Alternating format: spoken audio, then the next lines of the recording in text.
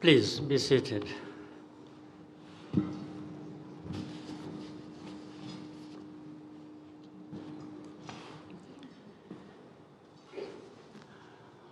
Excellencies, ambassadors, and high commissioners, representatives of the international organizations, members of the Consular Corps,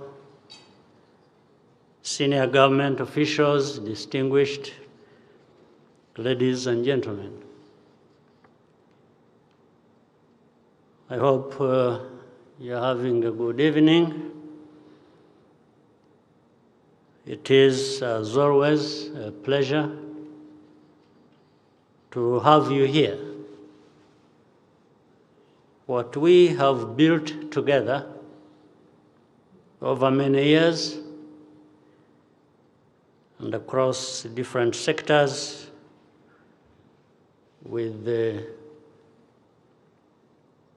country partners you represent and the different organizations is remarkable.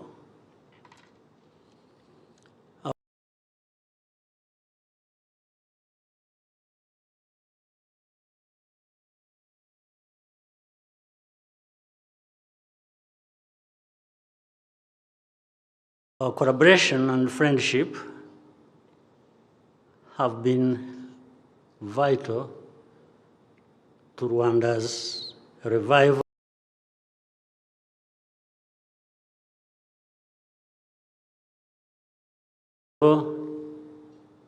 and development. We do not take this lightly, and I thank you for it. Nowadays,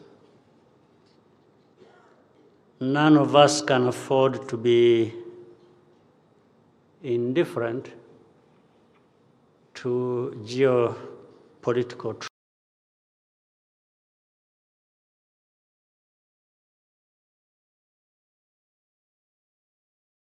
trends. Whether or not you believe that there was a rules-based international order,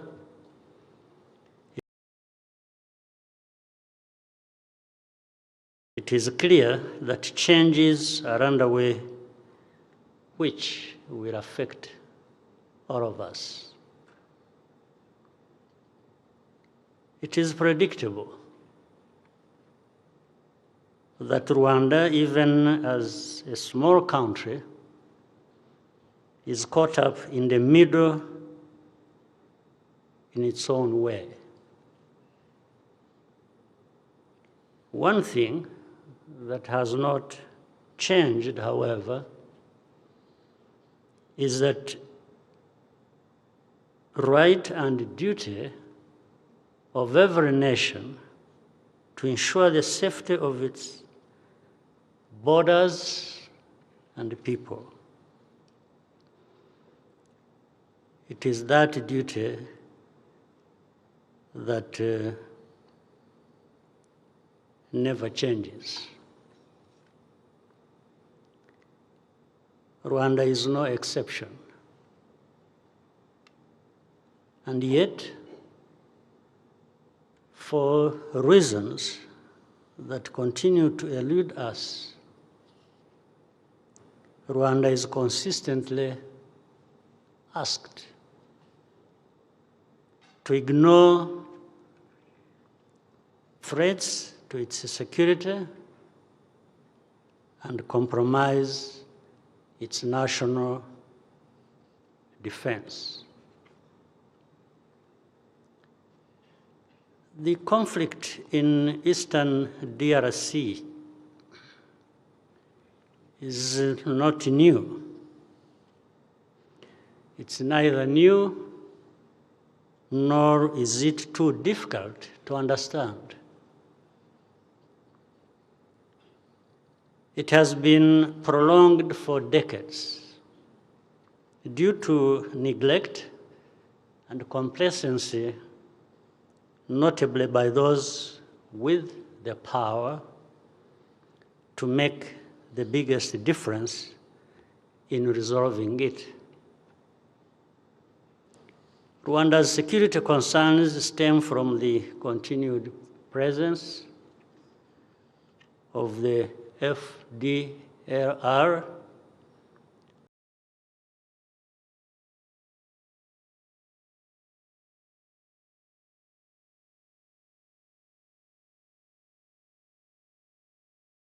and its violent extremist ideology, which is the ideology of genocide. Unfortunately, that seems to have some backers in the region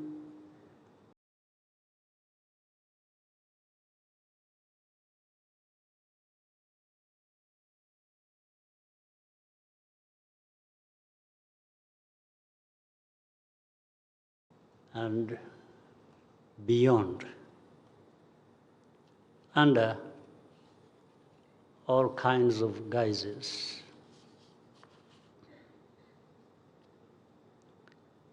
In the late 1990s, cross-border attacks by this militia from the territory of DRC claimed thousands of lives inside Rwanda. The Congolese government has provided political cover and financial support to Fdlr and integrated this group into its military structures, from where it now operates with total impunity. They attacked Rwanda on multiple occasions.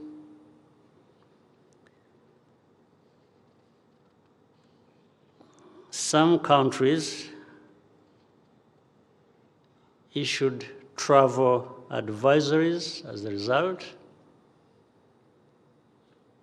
And lately,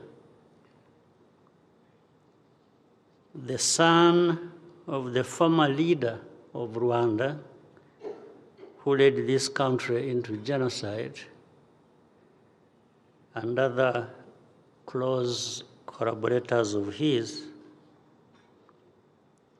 have been visiting Kinshasa in order to deepen the alliance with Fdlr, and they have more or less openly been welcomed there.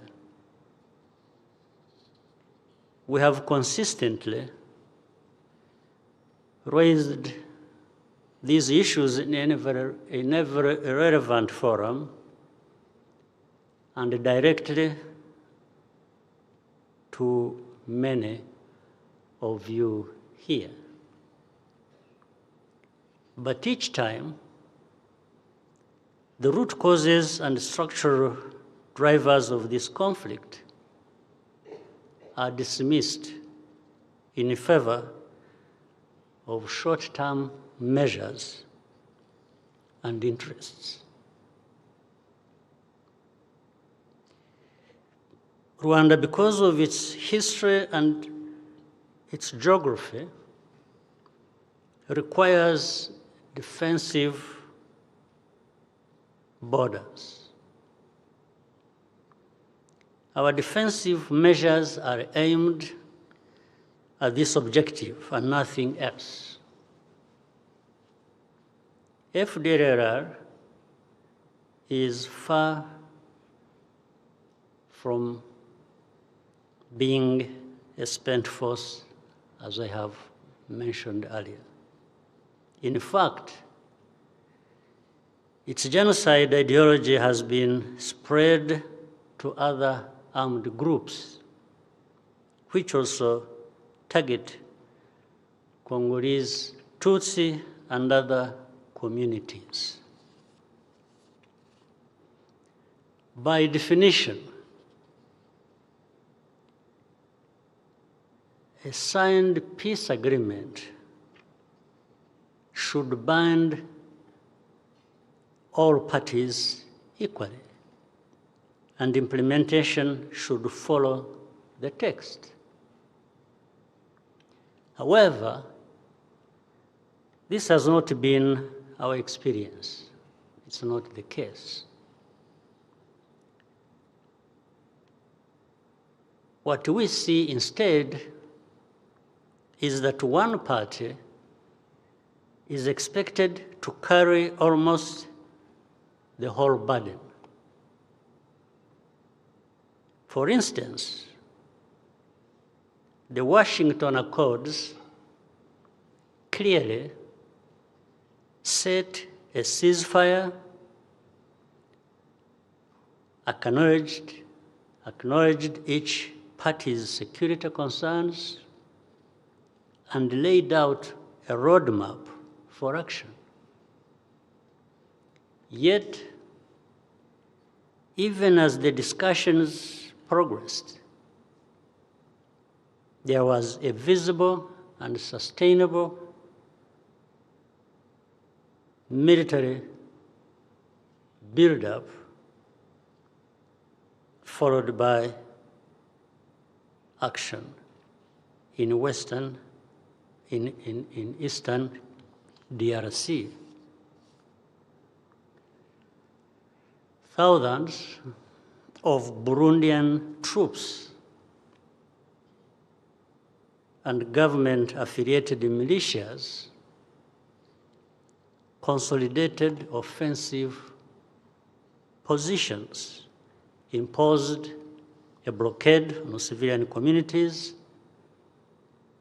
and launched relentless ground and aerial strikes in South Kivu.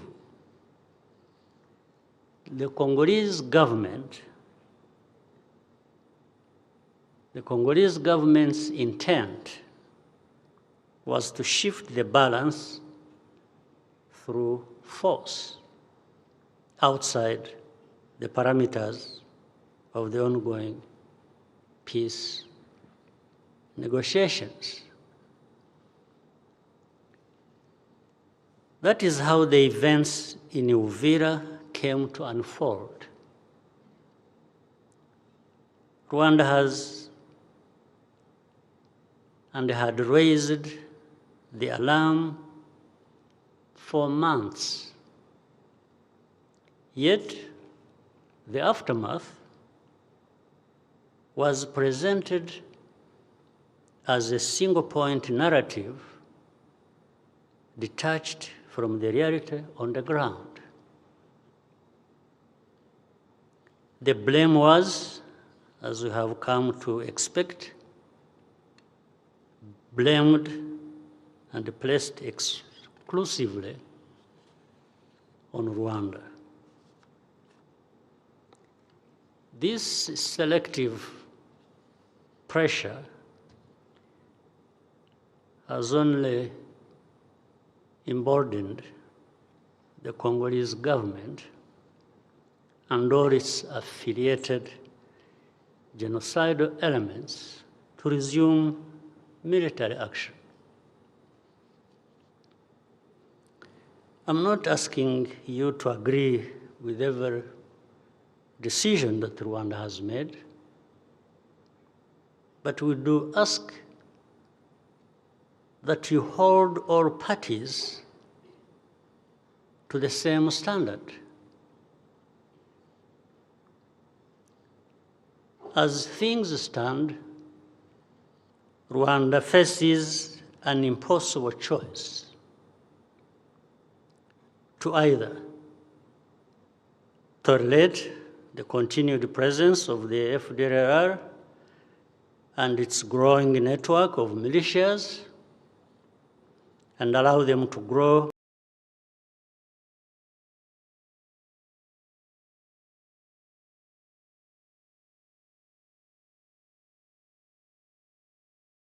closer to our border, or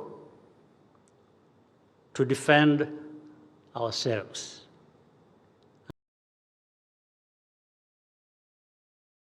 and be condemned for it. The choice is therefore very clear. In our position, would any other country make a different choice? And any condemnation that comes, by the way,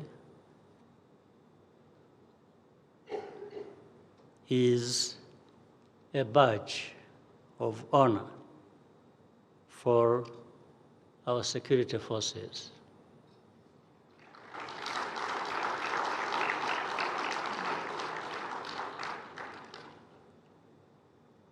That honor is not something that can easily be washed away by rain or shine or whatever. It is part of us. It will remain so in good and bad times. But make no mistake, Rwanda wants peace. But we want a genuine and lasting peace on which we can build our future prosperity. We want to leave the bad politics of the past behind us forever. Rwanda is ready to lift its defensive measures in tandem with the DRC fulfilling its obligations under the Washington Accords. By the way, these accords I'm talking about, the Washington Accords, there are actually 3 parties concerned. The 2 are, 1, Rwanda, and DRC, of course. But the 3rd is United States, the country that hosted us, that brokered this process. They are part of it. So to have 3 parties to this process, and you expect only one to fulfill its side of obligations, I'm not sure what we should expect from that. And so that's where we are, in a sense, caught up in that. If fully implemented, this agreement will provide all parties the security that they need and deserve, and lay the groundwork for mutually beneficial economic cooperation. Many of you here have worked with us for a very long time, and you know that you can trust us. We are reliable. We say what we do, and we do what we say. Our partnerships have borne fruit precisely because we have had an effective security policy in place continuously for the past 3 decades.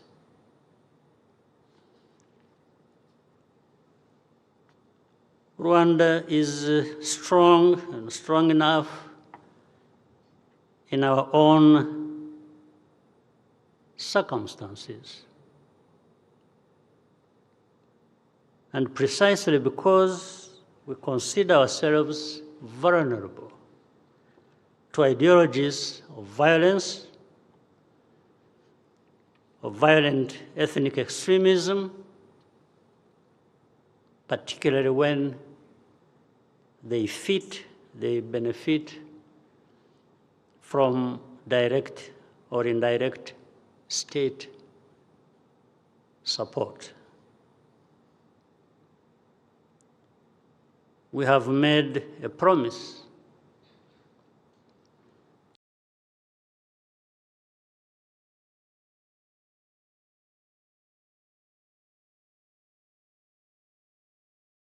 to ourselves to never go back to the dark days, that darkness. We can't go back. And that is not something we will waver from. Before I propose a toast, I had a few things in addition to this, that I wanted to share with you.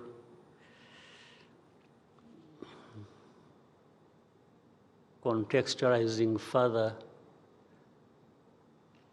the sort of complication and dilemma we face in all this. And we also understand it in a much wider context of the world we live in. There is the world of the past, and kept changing over time, and the world keeps changing. And in many instances, unpredictably. But people have to stay the course for what they want to mean and do for themselves. And that's where Rwanda is. A couple of things.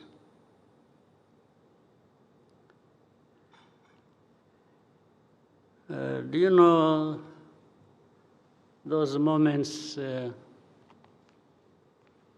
when you had to rest of your sleep? That moment in between when you are still awake and when the sleep is coming in, caught up in the middle. That space, some of us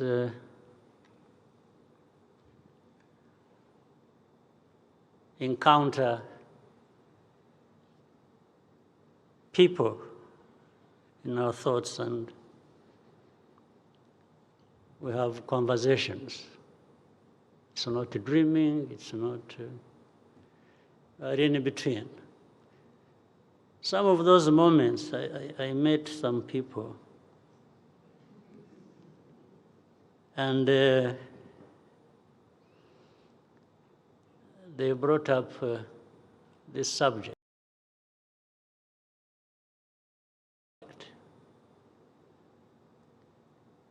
It was like Paul. You are not Christian enough. Why? And that is supposed to, if I was Christian enough, it is supposed to solve my problems. Because I'm not Christian enough in this person's mind, it is supposed to create problems for me. But I asked this person, I said, what is enough? How enough do you want me to be Christian? First, I'm called Paul. I think by that name, am I not Christian? Second, I told the person a bit of my story and history. That my parents were very good Christians. In fact, they used to share part of their limited wealth with the church. I'm supposed to be Catholic, side of Christianity. They gave a lot of their resources to the church. So I said, I'm called Paul. My parents were very close to the church, so I'm supposed to be Christian enough. And the person was not convinced. And I said, I'm also, much as I'm a Christian and you think it's not enough, I can't claim to be a preacher. You don't hold Bibles and move around teaching people, because that's, God didn't assigned me a responsibility that is different from that. So, not being Christian enough has also caused me problems.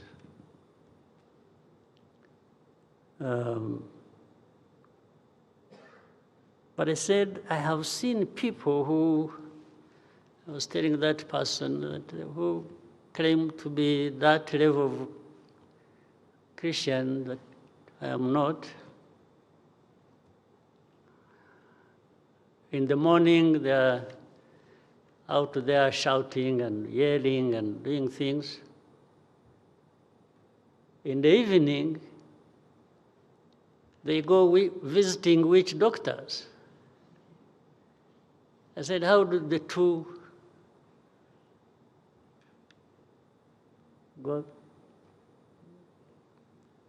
go together?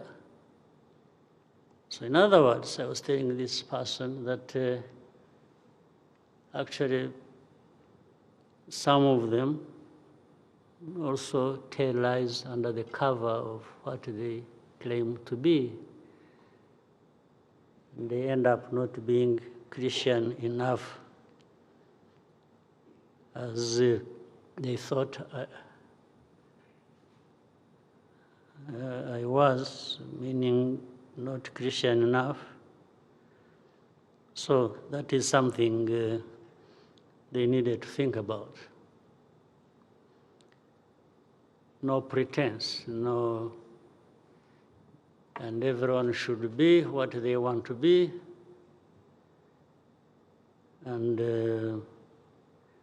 there are other measures you can use to test the value of people. Then, in another conversation, it was, okay, put aside the Christian part. your country, Rwanda, is not wealthy enough. You don't have enough of the resources that the world needs, whether they are minerals or forests or all kinds of things. So then I said, okay, but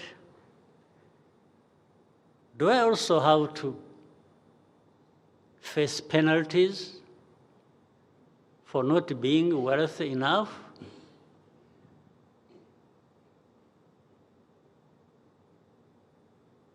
I said, what do people do to become wealthy that I didn't do, that constitute an offense? First, I was told I was not Christian enough. Second, I'm being told I'm not wealthy enough, meaning my country. So which means the combination of two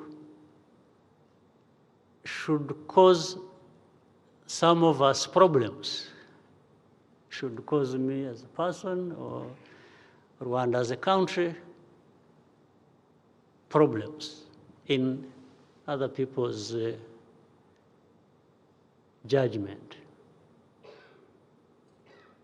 But since when did these become criteria for people being right or wrong? Or to the point that you deserve no attention from anybody. In fact, I wish I didn't get attention from such a people. That's so good. It means you do your business, I do my business. And I don't need that kind of attention. Nobody needs it. The kind of attention that reminds you that you're not this enough, you're not that enough. But that means you're paying attention to me. Maybe the less attention you pay, the better for me and maybe for you, because why should you waste your time thinking about me?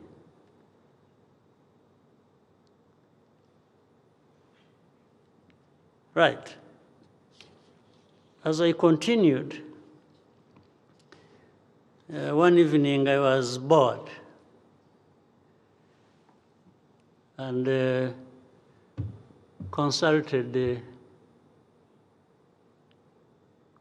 some of these agents of AI, the artificial intelligence,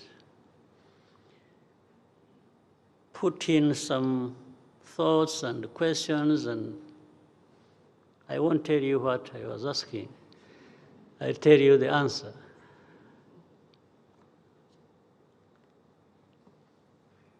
Given what I was asking, and the answer came out as, let me read it for you. In the jungle, a lion king coveted a plush deer, grazing unaware. The deer, blinded by sweet grass, didn't see the jaws closing in. Meanwhile, a wise old tortoise stood tall, accused of eating the king's crops. Crops the king knew were devoured by his own pride. The deer fell to the king's greed.